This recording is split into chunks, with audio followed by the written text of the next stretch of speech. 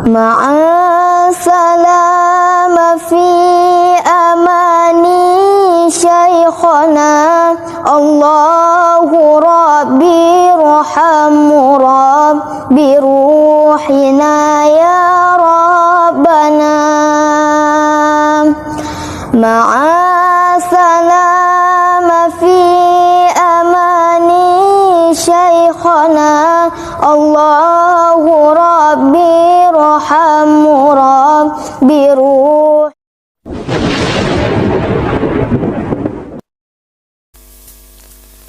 Assalamualaikum warahmatullahi wabarakatuh. Alhamdulillahirabbil alamin, Allahumma shalli wa sallim ala sayyidina Maulana Muhammadin wa ala alihi wa sahbihi asma'in, amma ba'du. Keluarga besar Mubarak Food sekarang ya. Mubarak Food yang saya hormati, wabil khusus ini ada Haji Hilmi. Pulau azam saking dalam karena beliau ketika minta saya berbesar hati acara itu di rumah saya sebetulnya lewat virtual. Justru karena tawaduk beliau saya mau datang karena saya memang kangen Sunan Kudus juga karena lama gak ziarah di sandera tamu-tamu itu. Tapi dari rumah saya azam mau menerangkan tentang Nabi Ibrahim karena ini sudah mendekati Idul Adha atau Idul Kurban. Di antara yang membolehkan ulama kerso atau mau populer atau mau dimaklumatkan atau mau tampil adalah awalun nubuwah itu dimulai dari at-tahaddi. Jadi semua kenabian itu dimulai dari memaklumatkan ke publik bahwa seorang Rasulullah Muhammad SAW juga semua nabi itu harus memaklumatkan diri kalau beliau itu nabi. Nah sebetulnya itu juga seterusnya orang alim, wali, itu juga habib, itu juga harus memaklumatkan diri kalau beliau itu habib. Tentu tidak harus dengan lisan, tidak harus dengan apa, tapi yang penting memaklumatkan. Kenapa itu penting? Kita bikin analogi. Saya bikin analogi dulu. Misalnya Anda punya istri sedang hamil. Anda tahu di situ ada klinik persalinan atau dokter bayi atau dokter untuk menangani orang-orang hamil. Itu Anda ngerti karena apa? Karena plang ya, karena tanda itu. Di situ ditulis dokter kandungan siapa itu, atau klinik persalinan. Atau bahasa kerennya klinik korban lelaki. Itu menjadi tahu karena diberitahu. Begitu juga kita konsultasi sama dokter psikologi, kita tahu karena ada tulisan dokter psikologi dan seterusnya. Kemudian kita kuliah juga gitu menjadi tahu kalau itu UGM, UII atau UI juga karena tulisan atau karena maklumat. Nah harusnya memberitahu kalau Anda orang alim atau Anda wali atau apa itu boleh dengan makna yang positif bahwa ini maklumat. Nah kaitannya dengan Nabi Ibrahim alaihissalam, beliau itu pernah munajat dan ini awal beliau bergelar Khalilur Rahman, kekasihnya Allah. Beliau itu pernah munajat sama Allah sambil bergumam gremeng lah kira-kira, tapi gremengnya Nabi ya jadi wiridan itu. Kalau gremengnya sampean jadi laknat itu. Ini gremengnya Nabi tapi bergumam. Ya Allah, dunia ini tidak fair. Engkau zat yang begitu penting, paling berpengaruh, yang menciptakan langit bumi, kemudian engkau tidak diketahui. Bayangkan misalnya kalau seorang presiden jalan di kampung terus diundang ngelik, kan tersinggungnya Masya Allah. Seorang raja Arab Saudi kenalan sama orang, terus orang itu tanya, jenengan daleme pundi, itu kan tersinggung. Aku sing di Arab Saudi buat takoki. Begitu juga seterusnya. Ada Gus besar misalnya di pondoknya, terus orang tanya, jenengan daleme pundi, aku sing di pondok ditakok. Sama Haji Hilmi misalnya ditanya, saya mau ke Kudus cari jenang Mubarak, nah jenengan sinten? Bukan ngenyek uang, sing duwe jedaran tentang jenang sinten. Sehingga Nabi Ibrahim itu tersinggung-singgungnya karena beliau seorang Khalilur Rahman. Ya Allah, dunia ini tidak fair. Engkau zat yang begitu penting, kemudian orang nggak tahu tentang kau. Makanya ya maklum kan zaman itu kan orang masih kafir, menyembah batu, menyembah berhala. Orang nggak menyebut Allah, nggak menyebut Tuhan. Akhirnya beliau ngendikan, Innahu ya Rabbi la yahzununi an la ara ahadan fil ghairi fil ardi ya'budu ka ghairi.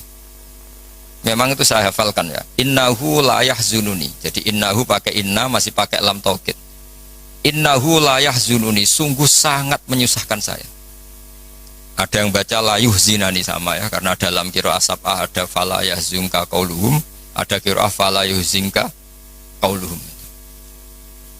Sungguh sangat menyusahkan saya, sangat merisaukan saya bahwa engkau zat yang begitu penting, kemudian yang tahu kalau engkau Tuhan itu hanya saya, yang menyembah juga hanya saya. Ini enggak fair. Zat sepenting engkau, kemudian fungsi jenengan, fungsi engkau tidak diketahui kecuali oleh saya. Itu kan ibarat misalnya kayak tadi, Anda yang punya Alphard saja terus diarani tukang parkir kan ya tersinggung. Wong sing duwe Alphard kok diarani tukang parkir. Nah, karena Nabi Ibrahim itu seorang nabi, ketersinggungannya bukan urusan pribadi tapi urusan Allah Subhanahu wa taala. Makanya dalam sebuah riwayat, saya ulang lagi, dalam sebuah riwayat ketika Allah teng hadits qudsi, kuntu kanzan makhfiyan fa aradtu an u'rafa fa khalaqtul khalqa liya'rifuni. Kata Allah, saya sebelum menciptakan makhluk pun sudah Tuhan. Andaikan Allah tidak menciptakan langit bumi juga sudah Tuhan. Andaikan Allah tidak menciptakan surga dan neraka juga sudah Tuhan. Karena ketuhanan Allah itu hakikat, bukan karena apa-apa. Memang dia Tuhan. Tapi kata Allah, tapi saya ingin dikenal. Kemudian maka saya ciptakan makhluk supaya mengenal saya. Maka masyhur kalau dalam semua ilmu tafsir, dari semua ilmu tasawuf, wa ma khalaqtul jinna wal insa illa liya'budun, saya tidak menciptakan jin dan manusia kecuali mereka beribadah kepada saya. Itu hampir semua mufassir menerangkan illa liya'budun illa liya'rifuni, supaya mereka ngerti saya. Karena awal menyembah itu dari tahu. Kamu tidak bisa menyembah sesuatu yang kamu sendiri tidak tahu. Makanya guru-guru kita zaman kita ngaji di mana saja itu awal wajibin alal insani ma'rifatullah, karena untuk bisa nyembah Allah dimulai dari tahu. Maka illa liya'budun illa liya'rifun, supaya mereka kenal saya. Sehingga karena makna ibadah di situ adalah mengenal Allah, mbok wong ibadah ngetuk rino wengi masih afdal orang alim. Karena orang alim ini orang yang mengenalkan Allah Subhanahu wa ta'ala. Nah, ini terus rentetannya apa dengan kegiatan kita malam ini dan semua kegiatan? Bahwa manusia dengan segala kelebihannya itu tujuannya hanya satu, mengertikan dirinya dan orang lain bahwa Allah itu Tuhan. Dan itu tugas siapa? Tugas para nabi. Sehingga pertama kali Nabi jadi Nabi itu setelah ketemu Malaikat Jibril di Gua Hira, pertama yang dilakukan apa? Beliau naik ke Gunung Sofa, kemudian memaklumatkan ke keluarganya bahwa saya adalah sekarang seorang Nabi. Karena tidak boleh, orang harus dikenalkan kalau Allah itu Tuhan. Kalau ada seorang presiden jadi presiden dilantik, beliau harus dimaklumatkan kalau dia presiden. Kalau ada menteri juga harus dimaklumatkan kalau dia menteri, supaya perlakuan orang lain jelas bahwa ini saya memperlakukan presiden, saya memperlakukan seorang menteri. Sehingga ini penting saya utarakan, urutan pertama terpenting di dunia adalah memaklumatkan kalau Allah itu sebagai Tuhan dan semua Rasul sebagai utusannya Allah. Nah sekarang problem kita adalah karena kita orang Jawa, ngaku sugih itu rapi, ngaku alim ya rapi. Oke, kita sepakat etika itu dalam banyak hal juga baik, tapi itu tidak bisa dipegang banget. Karena kalau orang misalnya nyuwun sewu kaya terus ibu-ibu miskin, nanti untuk BLT ya lucu tuh, misalnya Haji Hilmi terus untuk apa? BLT. Ini kan terus lucu. Jadi apa-apa kalau berlebihan itu efeknya naik. Misalnya saya ngaku bodoh, itu oke lah, itu tawaduk bagus. Tapi misalnya aku ngaku bodoh terus orang mulang tafsir, gak mulang ngopo, terus tafsir diulang ngomong sing ra jelas, itu kayak apa dosanya saya? Saya masih ingat di antara awal-awal saya kenal Pak Quraish Shihab, kata beliau, kita ikut dosa kalau yang mengajar itu tidak ahlinya, karena enggak karu-karuan. Sehingga apa? Dosanya orang alim itu apa? Kitmanul ilmi, menyembunyikan ilmu. Makanya ilmu itu harus dimaklumatkan. Tapi tentu tanpa hadun nafsi, bahwa orang itu enggak perlu populer, enggak perlu. Saya enggak pernah ingin populer. Tapi saya ingin mempopulerkan ulumullah, mempopulerkan ilmu-ilmunya Quran. Jadi di antara sebabnya Nabi Ibrahim jadi nabi adalah beliau pernah risau sampai punya gelar Khalilur Rahman. Beliau setelah menemukan Allah punya kerisauan, ya Allah, sungguh dunia ini tidak fair. Engkau zat yang begitu penting, pencipta langit bumi, zat yang begitu perannya penting, kemudian orang tidak kenal engkau. Coba misalnya pekerja di Mubarok nggak ngerti kalau Haji Hilmi itu ketuanya, itu kayak apa buruknya. Kamu nggak ngerti kalau presidennya Pak Jokowi, itu kayak apa buruknya. Kamu nggak ngerti kalau bapak kamu itu Karmen, itu kayak apa ngawurnya.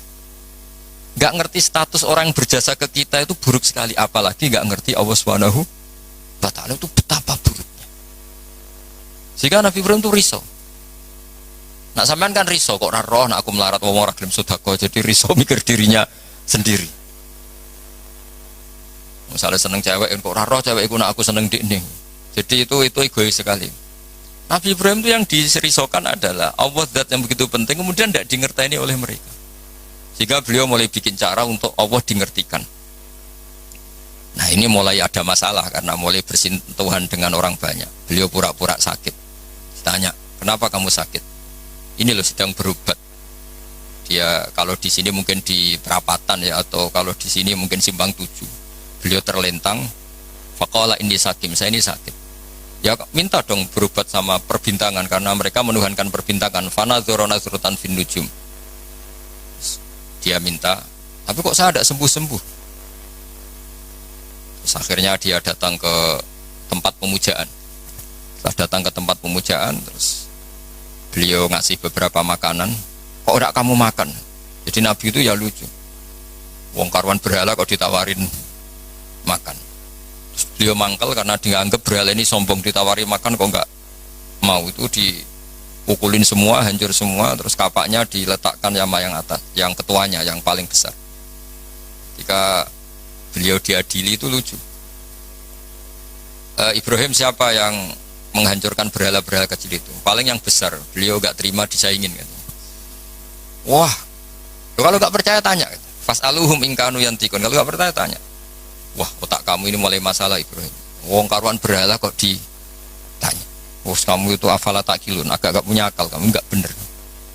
Ibrahim menimpali, kamu lebih gak punya akal. Karuan ngomong aja gak bisa kok kamu sembah. Di sini mulai beliau bikin tamhid, kalau dalam ilmu mantek itu tamhid itu bikin dasaran logika. Akhirnya mereka tahu bahwa Ibrahim tujuannya itu buruk, yaitu hanya mencibir kita menyembah berhala. Mereka karena punya kekuasaan, ya sudah Ibrahim dimatikan saja, dibakar. Itu sudah jadi logika penguasa, kalau kalah argumentasi ya main kekerasan. Singkat cerita mereka memutuskan dibakar. Setelah Nabi Ibrahim dibakar ini yang jadi pelajaran bagi kita. Sangat-sangat jadi pelajaran bagi kita. Bahwa amal kebaikan, misalnya jenang mubarok, itu gak penting nanti menguasai dunia, perdagangan itu gak penting. Tapi memberi sinyal, memberi isyarah bahwa seorang muslim itu bisa mungkin bermanfaat bagi yang lain. Gak harus menang. Saya misalnya sebagai kiai, yang penting kiai itu mulan. Gak harus menang, juga ada harus populer.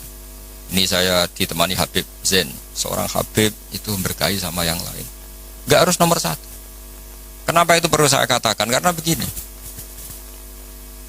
ketika Nabi Ibrahim dibakar, ini dengerin, ketika Nabi Ibrahim dibakar, itu ketika api sudah begitu menggila ya, itu yang mau melemparkan Ibrahim jadi bingung, karena terlalu panas. Dilempar itu gak sampai tengah, karena yang mau ngelempar sendiri sudah terlalu kepanasan. Singkat cerita, terus ada ide manjanik. Manjanik itu semacam ketepel besar. Itu idenya iblis itu. Ya ide caranya pakai manjanik dilempar dari jauh, tapi Ibrahim bisa jatuh di tengah apa? Api. Yang menarik di situ apa? Seekor katak itu lalu lalang dari telaga ke situ, hanya bawa air di mulutnya, kemudian disemprotkan. Kemudian Ibrahim itu matur nuwun atas komitmen katak itu. Karena padahal itu mesti nggak ngefek ya, pasti nggak ngefek sama sekali. Masa api sebesar itu kemudian mau dipadamkan oleh seekor katak. Nah, yang cicak itu datang ikut nyebuli, niupin supaya api tambah besar. Sebenarnya nggak ngefek juga, tapi ku mangkel no. Makanya dalam sejarah beberapa riwayat Sayyidah Aisyah itu pernah nembaki cecak, ya tentu pakai alat zaman itu. Karena untuk mengimplementasikan bahwa cecak itu hewan yang nggak benar gitu. Karena ikut dengan tanda kutip nyumbang membesarnya api. Padahal ya nggak ngefek juga. Itu kan sama jenengan di jalan ono wong ngidoni dari jarak 10 meter. Sampean mangkel gak? Mangkel kan meskipun nggak kena. Roh raimu malah jus ngono kan mangkel padahal nggak kena. Sama, kowe ra duwe ana wong senyum tuh seneng padahal ora nyafaati. Butuh duwe kok dikai senyum. Jadi semenjak itu ada satu fikih bahwa berkontribusi itu tidak harus menyelesaikan masalah. Tapi setidaknya tidak ada implementasi bahwa itu ekspresi kebencian atau kecintaan. Yang kata tadi ekspresi kecintaan sehingga beliau lalu lalang ingin ikut memadamkan apa? Api. Yang cicak tadi kurang ajar karena ikut. Sama, mungkin kita bikin Mubarak Food. Mungkin ya, saya tidak tahu. Mungkin kita tidak akan mengalahkan kekayaan Cina-Cina. Tapi setidaknya umat Islam berlatih wira usaha sehingga lahirlah Mubarak Food yang banyak dengan bentuk yang berbeda-beda. Sehingga umat Islam berlatih menjadi aktor, bukan objek. Begitu juga saya ngiyai ngajar tafsir. Orang supaya tahu bahwa pondok-pondok Indonesia bisa menghasilkan orang alim. Begitu juga jenengan bahwa bisa nikmati gaji pertama. Bahwa orang bisa senang itu tidak harus pakai korupsi, pakai mencuri, tapi senang sejati adalah makan gajinya apa? Sendiri. Apapun kita tidak mewakili dunia, implementasi itu sesuatu yang sangat dihormati oleh Allah. Kayak Allah menghormati amalud difda. Sehingga ketika ada seorang dokter, ya Rasulullah saya ini ada sedikit penyakit yang solusinya obatnya materinya harus apa itu? Kata. Apa saya boleh membunuh kata? Fanaha angkot ya Nabi melarang membunuh kata. Karena pernah berkontribusi, setidaknya ingin berkontribusi terhadap pemadaman api yang membakar Nabi siapa? Ibrahim. Kowe dibujuk masih didoni ke 3 meter oleh mumangkel. Gak bisa dia ngelak gini. Ora kena wae Mas. Enggak bisa seperti itu. Sudah. Nah, sehingga saya hari ini tadi saya belajar banyak tentang tafsir, tentang Nabi Ibrahim. Bahwa agama ini kata Rasulullah SAW memang diidentikan ya tentu Nabi Muhammad SAW tetap Sayyidul Awalin wal Akhirin Sayyidul Anbiya. Tapi agama ini diidentikan dengan anit tabi' millata Ibrahim hanifah, bahwa kamu Muhammad harus mengikuti Nabi Ibrahim. Sehingga ketika kita bersolawat sendiri harus kalimatnya Allahumma sholli ala sayyidina Muhammad wa ala ali sayyidina Muhammad kama shollaita ala sayyidina Ibrahim. Jadi Nabi Ibrahim tetap dianggap master, bahwa ya Allah engkau bersolawat ke Nabi Muhammad sebagaimana engkau bersolawat ke Nabi Ibrahim. Karena Nabi Ibrahim ini yang bapak tauhid, millata abikum Ibrahim. Ibrahim itu cara bertauhid bukan sekedar adu argumentasi, tapi beliau berpikir jangka panjang. Misalnya sekarang kita bicara kalau miladnya sudah berapa? 110 tahun. Jadi sebelum kemerdekaan. Nabi Ibrahim ketika mau meninggal cara berpikir sederhana begini, ya Allah, saya menyembah engkau, saya seorang nabi, saya mentasbihkan engkau, saya mentahmidkan engkau, saya mentakbirkan engkau. Tapi saya ini tetap mati. Padahal saya ingin yang mentasbihkan engkau ini abadi, yang mensolati, yang mengibadah solat abadi, tasbih abadi. Ini gimana ya Allah? Solusinya apa? Ya Allah, saya ini harus punya turunan yang menjaga tradisi ini, yang menjaga keluhuran ini. Sehingga beliau nangis itu ingin punya anak soleh itu bukan karena beliau nanti kalau nggak anak soleh itu gimana, enggak.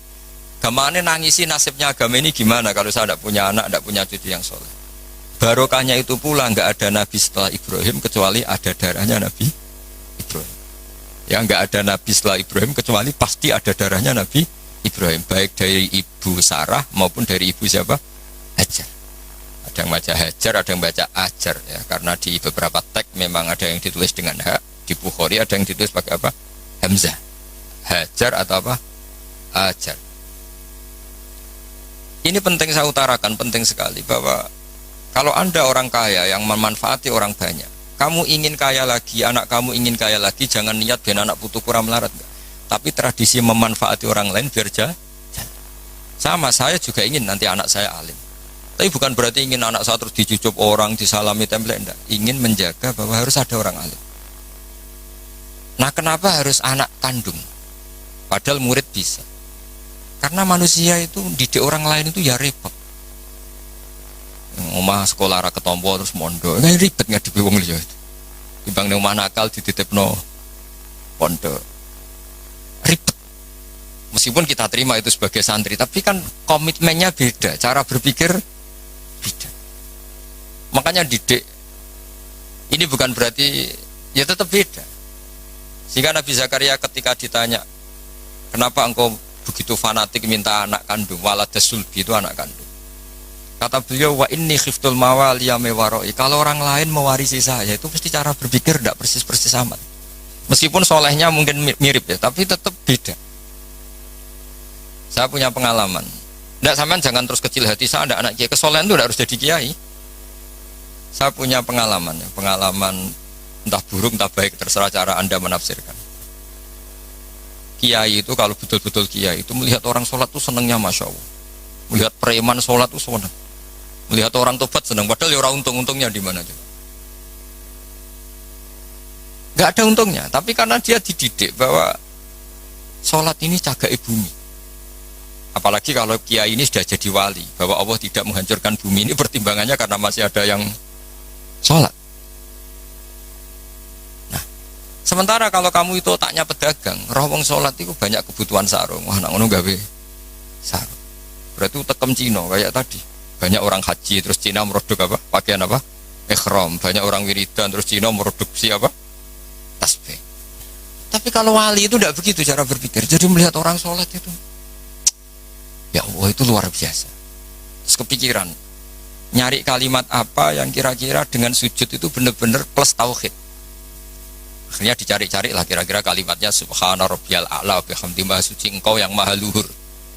Karena sekali sujud itu dia tidak benar komitmennya, bisa sujud kepada makhluk. Dan itu bahaya, wis sujud wis batu eneng bumi jebule kli. Itu beda, perasaannya wali sama itu beda. Kalau kamu pedagang kaya terus wali itu mesti gini, saya ingin jadi orang kaya pedagang ben wong Islam iku mburoh wong sing salat. Kayak apa hinanya kita, misalnya sampean apal Quran, iso ngaji maca Fathul Mu'in, terus dimajikan sing ora cewek, tersiksa enggak? Kayak apa tersiksanya? Dua atasan man lam yusolli wa lam yasum. Tapi nak kowe sugih mau niat paling kan ana santri melarat itu buruh ning aku salat, aku zakat, aku poso. Jadi solihun tahta yadi solihin wong soleh, buruh ning wong. Itu beda. Sama-sama kepengen dadi wong sugih, tapi rasanya, dan itu yang dinilai Allah. Saya kenapa ngaji di mana-mana bawa kitab? Setidaknya orang tuh lebih terhormat ngaji Mbak Nawawi, kitabnya jelas, sanad saya jelas, saya ngaji Mbah Mun, ngaji bapak saya, ngaji keluarga Kudus, keluarga Kajen. Istifadah, saya jangan ngaji betul memang sama Mbah Mun. Ya, kalau istifadah ya dari berbagai kiai. Orang itu terhormat. Jajal misalnya aku ngaji sampean ngaji ning Kudus, gue primbon. Itu Haji Hilmi kan tersinggung. Sebab dia disowan terus cerita komik. Itu kan gak mutu kan. Yo sini-sini wong Kudus kan, wah banyak wong Kudus kan. Tapi kalau kita pakai sanad yang baik, pakai kitab yang baik, kan yo ngergani sing diaturi. Sehingga kenapa Nabi itu mesti min ansabi qaumi? Enggak ada Nabi kecuali dari nasab terbaik. Enggak ada Nabi kalah ganteng. Semua Nabi pasti yang terganteng di kaumnya. Ya terbaik nasabnya di kaumnya, karena Allah itu kepengen ngergani masyarakat. Misalnya kayak di Nabi terus keriting, pesek, ya ribet, senajan to soleh. Maka nggak ada Nabi ilamin ansabi kaum kecuali dari nasab terbaiknya. Jadi kadang-kadang orang salah paham, wah ini nasab nggak penting, ya penting sekali. Justru dengan nasab ini masyarakat terhormat, punya Nabi dari kasta terbaik, dari marga terbaik, dari kultur terus wajahnya juga ajmalan nas. Makanya wa kana Rasulullah sallallahu alaihi wasallam ahsanan nasi khalqau wa khuluqan. Nabi itu pasti yang paling ganteng. Enggak boleh Nabi pesek itu aja enggak boleh. Apalagi yang lain apa enggak boleh. Tapi tidak usah disebut jadi fitnah. Pokoknya enggak boleh Nabi. Kalau cucunya tahu yang ganteng banyak. Jadi Nabi itu begitu. Saya dulu ya mikir kenapa sih Nabi harus paling ganteng, paling bernasab. Tak angen-angen ini saking baiknya Allah, karena Allah ingin selain Nabi ini orang pilihan, supaya umat ini terhormat kan. Oh senang Kang di Nabi ganteng, yo gagah. Terus punya kultur yang baik. Kultur yang baik misalnya ditandai minimal yang kita kenal, tidak waladuz zina. Ya tidak waladuz zina. Sehingga Mbah Mun sering cerita ke saya. Kitab Madaih ini kata Mbah Mun, kitab Madaih itu macam-macam. Ono sing khas ilmiah, yaitu arbar janji. Ono sing khas isak brontoning pangeran, yaitu Dibak dan Simtud Duror. Dan beliau begitu ta'aluk sama kitab berjanji, kitab Simtud Duror, ya kitab Dibak. Saya kemarin baca Dibak puasa juga baca. Saman perhatikan ketika ulama dulu memuji Nabi. Di antara pujian yang disebut apa? Tarokus sifah hafalam yusibhum aruhum. Kan dimulai apa? Hafizul ilahu karomatal li Muhammadin aba'ahul amjada saunal lismihi. Allah menjaga harga dirinya Rasulullah SAW dimulai. Sayyid Abdullah nggak pernah zina, Sayyid Abdul Muthalib nggak pernah zina, Sayyid Hashim nggak pernah zina. Karena betapa buruknya kita kalau punya Nabi dari nasab yang tidak benar. Maka pujian pertama yang dilantunkan apa? Tarokus sifaha, mereka meninggalkan perzinahan. Falam yusibhum aruhu, maka babanya Nabi itu tidak ada ceritanya yang mau berbuat zina.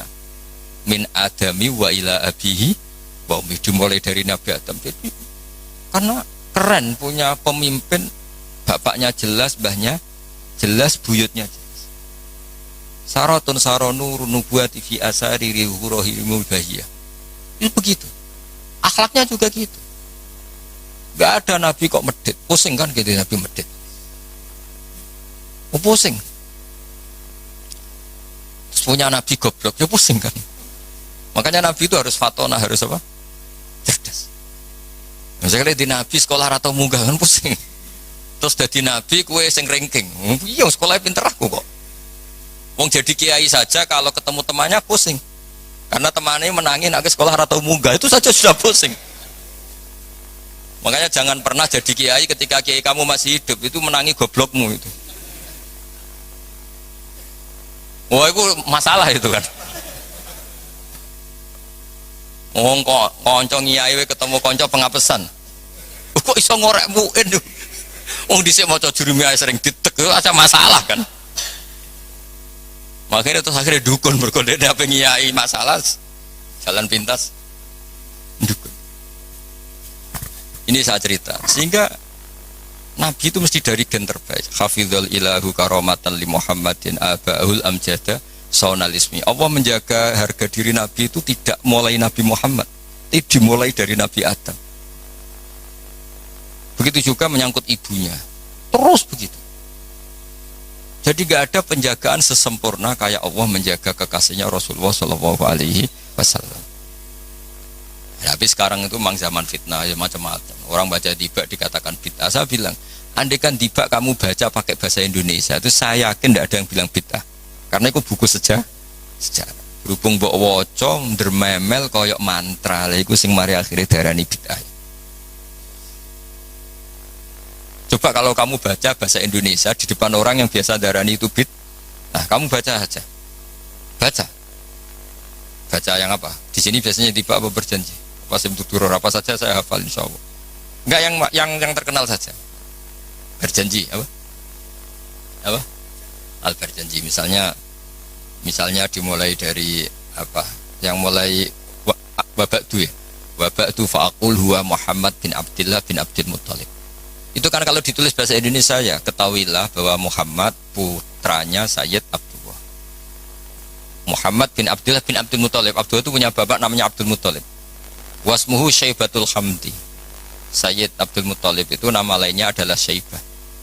Kila itu ketika beliau lahir sudah beruban. Syaibatul Hamdi, orang beruban yang sering baca tahmid, baca Alhamdulillah. Sehingga dulu Ka'bah itu kalau menuju ke Ka'bah ada namanya Babu Bani Syaibah. Kalau kamu ngaji fikih kesunatan masuk apa? Masjid Haram dari Babu Bani Syaibah, itu nama lain dari Sayyid Abdul Muthalib. Wasmu Syaibatul Hamdi. Kenapa dikatakan Alhamdi? Humidat hisaluhus saniyah. Beliau punya perilaku-perilaku yang sangat terpuji. Di antara yang paling masyhur adalah ketika penduduk Mekah kesulitan nyari air, beliau munajat terus sama Allah sampai mimpi dingertikan lagi oleh Allah tempat Zam-Zam. Apa tempat Zam-Zam? Akhirnya beliau ngeduk lagi. Makanya Zam-Zam itu dinisbatkan ke Abdul Muthalib. Padahal Zam-Zam tentu mulai Nabi Ismail. Paham ya? Tapi di bab tertentu disebutkan Abdul Muthalib. Makanya masyhur wa yundabul mausulu billadhi istahar kabi'ri Zamzamin yali waman hafar. Jadi Abdul Muthalib itu punya gelar waman hafarobi rozamzama, wahai orang yang menggali lagi sumur apa? Zam-Zam. Jadi beliau itu intinya itu lama sekali penduduk Mekah itu sudah kehilangan Zam-Zam. Abdul Muthalib munajat, akhirnya karena beliau min dzurriyyati Ibrahim dingertikan Zam-Zam. Makanya kata Alfiyah apa? Wa yundabul mausulu billadhi istahar kabi'ri Zamzamin yali waman hafar. Sudah kita terjemah saja. Abdul Muthalib nama lainnya adalah Syaibatul Hamdi, orang tua yang selalu muji Allah. Kenapa terpuji? Karena semua perilakunya termuji. Wasmuhu Syaibatul Hamdi humidat hisaluhus saniyah. Ibnu Hashim. Ya terus begitu. Ladekan itu kamu tulis dengan bahasa Indonesia, kamu kasihkan orang yang biasa membid'ahkan tiba atau berjanji. Wah bagus ini buku sejarah. Tapi setelah kamu baca Arabnya, kenapa jadi bid'ah? Itu yang salah itu dua-duanya menurut saya. Yang dengarin nggak paham, yang baca kayak jimat. Karena yang nggak paham terus, Allah, apa maksudnya nggak jelas mungkin. Ya sama-sama nggak jelas itu akhirnya berakibat nggak jelas juga kan. Makanya saya mohon niru kayak Habib Yaman tuh. Kalau baca berjanji itu diam semua. Karena paham do nangis itu. Yang baca yang nangis itu. Nangis paham bukan nangisin saat nasibnya enggak. Jangan gak cerita Mbah Mun pernah cerita di sekolah khotib GR gede rumongso. Dia ini cerita Mbah Mun ya cerita kiai lah banyak cerita itu masyhur. Orang ono ada wong desa ku nuwakis dikira khotib khotbah sukses. Ora takoki wah khotbahku sukses yo. Mboten kula eling jenengan eling wedhus kula sing ilang. Dadi wonge malah dimiripno. Oh mangkelnya khotibnya wah semong di padano. Jadi nangisnya itu nggak bener. Jadi ini saya cerita dan nasab ini terus kata Said berjanji wa adnanu bila raibin inda zalimil ulumin nasabiyah ila dzabihi Ismaila nisbatuhu wa muntama. Nabi Ibrahim itu adalah Abul Arab. Makanya kata berjanji wa adnanu bila raibin inta dzawil ulumin nasabiyah ila dzabihi Ismail. Sayyid Adnan ini tidak ada keraguan lagi menurut para pencatat nasab bahwa beliau adalah turunan Nabi siapa? Ismail. Nah Ismail itu bin Ibrahim. Kenapa Imam berjanji harus cerita itu ngotot? Karena beliau tahu problem utama Rasulullah Muhammad jadi Nabi dan akhirnya memaklumatkan kalau beliau Nabi adalah orang Yahudi tanya man huwa wa ma nasabu, dia itu siapa, lalu nasabnya siapa? Karena lama sekali orang Arab itu jahiliyah, jauh dari peradaban agama, sehingga ketika ada isu lah, kalau menurut orang Yahudi bukan menurut bahasa kita, ketika ada isu bahwa orang Arab ada yang jadi Nabi itu orang Yahudi mencibir, gak mungkin Nabi ila min Bani Israel, gak mungkin Nabi kecuali turunan apa? Israel nama lainnya Nabi Yakub ya, jadi kalau ada istilah Israel itu nama lainnya siapa? Nabi Yakub. Is itu maknanya, Isra itu maknanya abad, Il itu Allah, jadi Israel maknanya hamba Allah, yaitu Nabi siapa? Yakub. Jadi guncingan, nggak bisa, Nabi nggak boleh dong kecuali turunan Ibrahim, turunan Israel. Tahu-tahu orang Arab jadi Nabi asal-usulnya gimana? Karena mereka taunya Arab itu ya penyembah berhala, terus pemakan apa, pokoknya nggak benar semua. Nah, karena Sayyid berjanji itu tahu problem Nabi di mata orang-orang itu adalah nasabnya. Beliau pertama nulis di antara yang dipakai mukaddimah adalah cerita nasabnya. Ba'du fa'akul wa Muhammad bin Abdillah. Sampai taruh saya wa adnanu bila raibin inta dzabil ulumin nasyabiyah ila dzabihi Ismail nisbatuha muntah. Nah, kenapa harus yakin itu? Ketika orang Yahudi debat sama sahabat, apa buktinya kalau Muhammad Nabi? Syarat utama Nabi harus turunannya Nabi, harus orang baik. Akhirnya Allah membela kekasihnya fihi ayatum bayyinatum maqamu Ibrahim. Bukti kalau Ibrahim pernah singgah di Mekah adalah di situ ada batu yang ada jejak kaki Nabi Ibrahim. Nah, kalau Nabi Ibrahim pernah lama di Mekah sampai bangun Ka'bah, berarti beliau juga meninggalkan turunan di Mekah, yaitu ini askantu min dzurriyyati biwadin ghairi dzar'in inda baitikal muharram. Jadi ada bukti Ibrahim hidup di Mekah, yaitu pernah menjejakkan kaki di makam apa? Ibrahim. Makam Ibrahim bukan kuburan tapi apa? Tempat berpijaknya Nabi siapa? Ibrahim. Terus beliau memaklumatkan bahwa ini askantu min dzurriyyati biwadin ghairi. Jadi ini askantu itu kalimat yang luar biasa.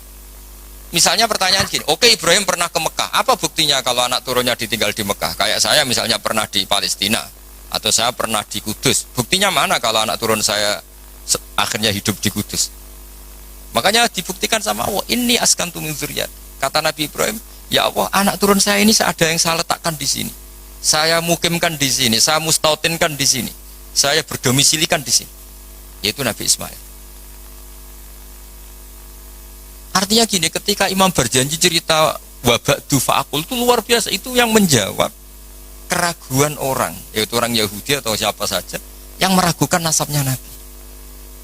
Sudah setelah nasabnya ketemu sahabat Ibrahim sudah sah, karena syaratnya Nabi itu dzurriyyatan ba'duha. Setelah nasabnya sah baru khasnya apa? Di antara khasnya adalah tarakus sifah hafalam yusibhum aruhu min adami wa ila abihi wa ummi.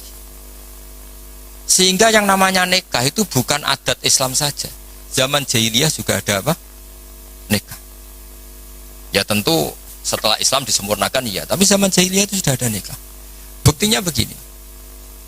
Ketika Rasulullah SAW mulai aneh-aneh ngaku jadi nabi, ini menurut bahasa mereka loh. Ini saya cerita menurut bahasa mereka, bukan bahasa saya. Itu kata orang-orang Quraisy, kafir Quraisy gimana? Muhammad, kok mulai aneh-aneh ngajak nyembah pangeran Sitok, meminta supaya kita menyembah Allah satu. Padahal tren mereka menyembah Tuhan yang apa? Banyak. Itu mereka cara mengatakan gini. Kalau kamu menghendaki itu, kamu aneh-aneh itu ingin perempuan, ingin harta, ngomong.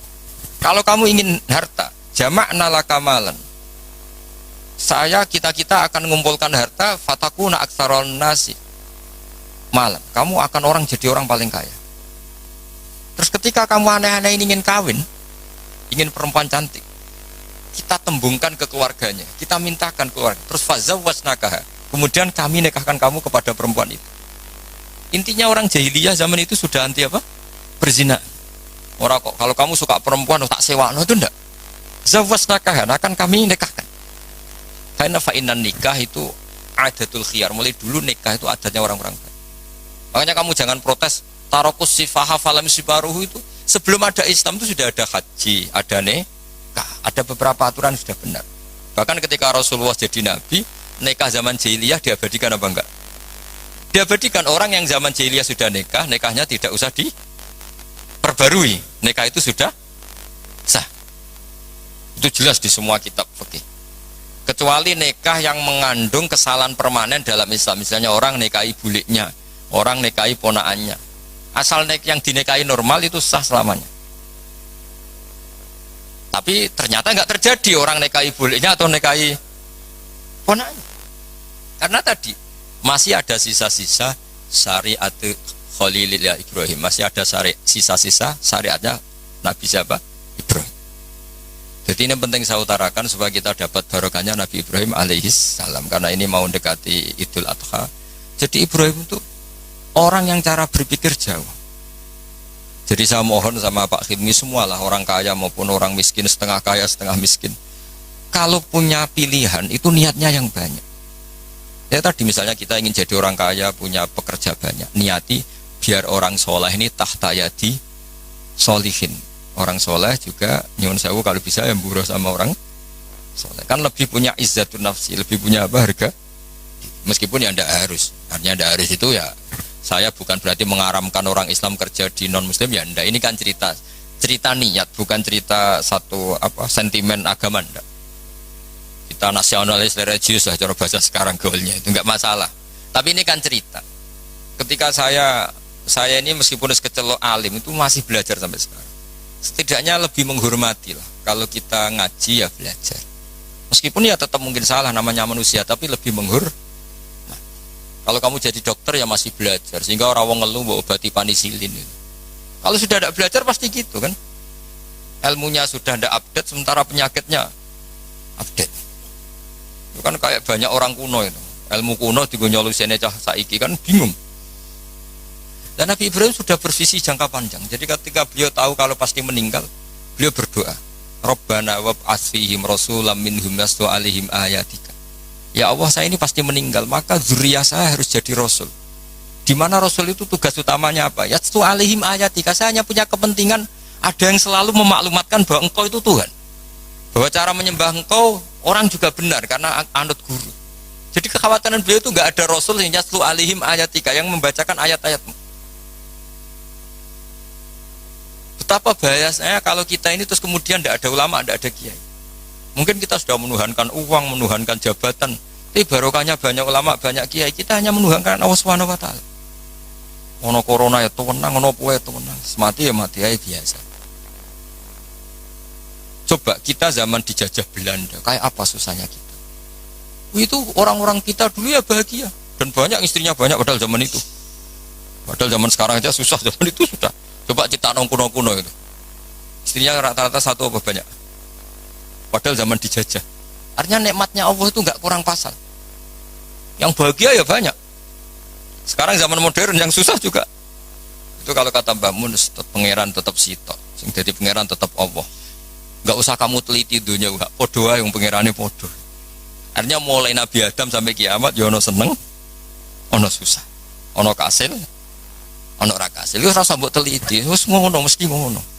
Jadi kira usah penelitian zaman Nabi Adam. Kok polanya sama? Ada yang tertawa, ada yang menangis. Ya ada saat tertawa. Dan hubungan mbek bojo mbok teliti sak dunya padha. Kadang yang mesra, kadang ya tukaran. Ya sudah sama. Kancanan yang ngono, kadang seneng, kecewa, wis ngono. Akhirnya kita belajar dari itu ngelmoni. Termasuk akhirnya ada Imam Syafi'i, ada yang ngarang hikam. Cara ngelmoni itu ya lucu lama itu. Malah enak digedingi wong akeh, ora diutangi. Loh kira-kira yang utang Haji Hilmi itu yang kenal apa yang gedeng? Yang kenal, orang kenal juga gak baik. Makanya kata Imam Syafi'i ditanya, orang sehebat jenengan ternyata yang benci banyak. Imam Syafi'i jawabnya enak. Waman asa'a ilaika faqad atlaqaka. Sebenarnya orang benci kamu itu positif. Minimal gak utang kue. Kue tahu nyilah mobil wong sing mbok gedingi. Tapi nak kue akrab mek Haji Hilmi bahaya iso nyilah Alphate, nyilah macam-macam. Jadi enteng saja ulama. Ada orang cerita Imam Syafi'i orang yang tadi nyucup jenengan, hormat jenengan, ternyata setelah di luar ngerasani jenengan. Itu gaya-gayanan tok hormat jenengan, setelah di luar ngerasani jenengan. Imam Syafi'i ini alhamdulillah, berarti aku wibawa ning arepku rawani. Jadi dianggap enteng saja. Karena apa? Ya orang dulu itu ya sudah munajatnya sama Allah sudah. Hikam yang ngarang hikam ini cerita bahwa harus diilmoni. Hikam itu malah lebih gampang lagi.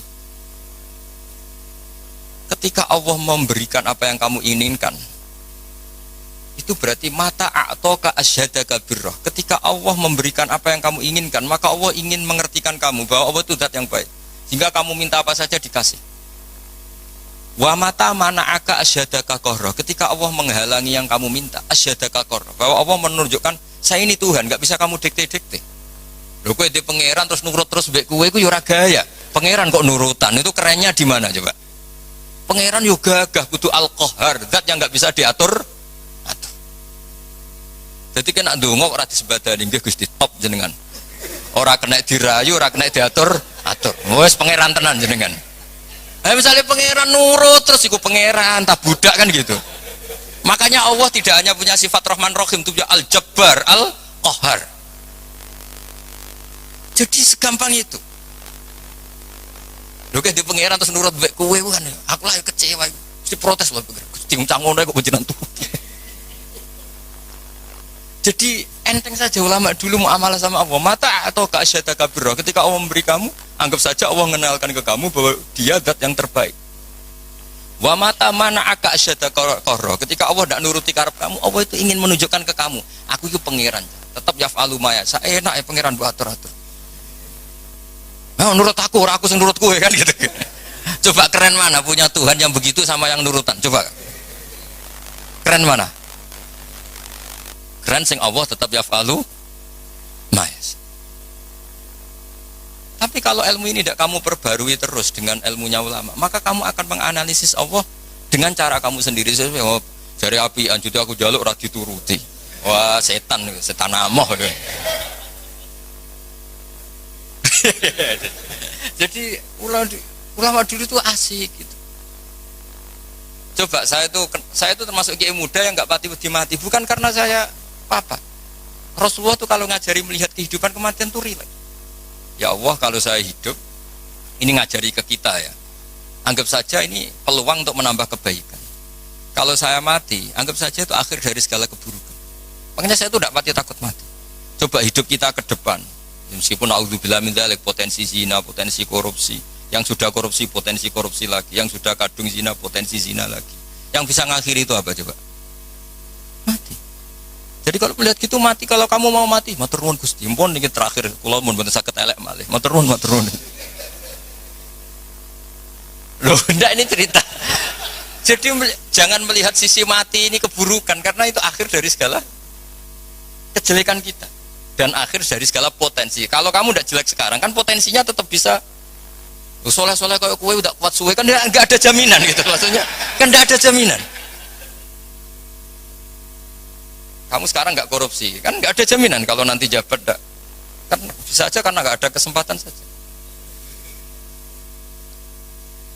Jadi segampang itu sehingga kita ini akhirnya melihat mati itu biasa bukan ya karena urip ya apik mati ya habis inna sholati wa nusuki wa mahyaya wa mamati lillahi rabbil. Makanya bapak dulu saya ini kan termasuk wis kiai sebenarnya problem saya ya sudah berat ya, kalau nuruti umat macam-macam tapi ya, saya masih eling dhewe bapak dunia orang melok duwe hak mbok pikir lha opo santai wae dunia orang melok duwe kok mbok pikir. Itu kali ngene, aku mikir jenang mubaroke Pak Hilmi kan ora perlu duwe kok tak pikir.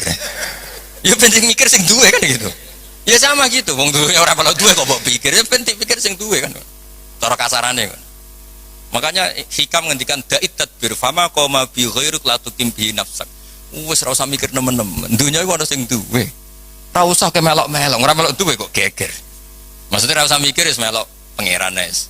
Wong alim ya mulang wis. Wong sugih bagi karyawan. Habib itu nggak ada umat, semua melarat itu nggak ada sing suka sudah. Kalau sudah kita aja usah mikir, wah nak sudah kok duit kuntek berarti mikir. Nggak sing melarat, aku tuh nggak ada suka kenaan dia tak tuh nggak ada aku raiso suka wah ya rusak nak dunia dan lembaga ya rusak. Ya jadi ini saya cerita ilmu, segampang itu lama melihat. Makanya saya pernah baca dalam satu kitab itu lucu, ada orang berteman akrab. Ketika kaya temannya banyak, ketika miskin temannya nggak pada menjenguk. Padahal dia sudah jadi buruh lah, buruh manol, buruh gebet. Ada seorang Habib alim. Ketika orang ini ngeluh, Habib teman-teman saya itu yang dulu jenguk sekarang nggak ada yang jenguk karena saya sekarang miskin. Dulu teman saya. Akhirnya Habib yang alim ini ngendikan malah enak toh. Nak kancam rene malah kon isin. Rene pas kue manol, pas kue gawe boto diamui malah isin aduk dora rene. Jadi pas kue melarat rada sing delok lan kok nak sugih konangan neh lah. Akhir alhamdulillah yo jebule. Selama ini kan kita ngeluh pepe melarat terus kanca ora dolan, malah aduk ora dolan. Pas dolan rono kowe dikongkon wong dibentak-bentak, malu enggak? Milih didolani apa ndak? Mboten lah ya sekarang. Jadi kalau ulama itu bikin solusi segampang itu. Mun nggih assalamualaikum warahmatullahi wabarakatuh. Ya kersane disegani Habib Zaid.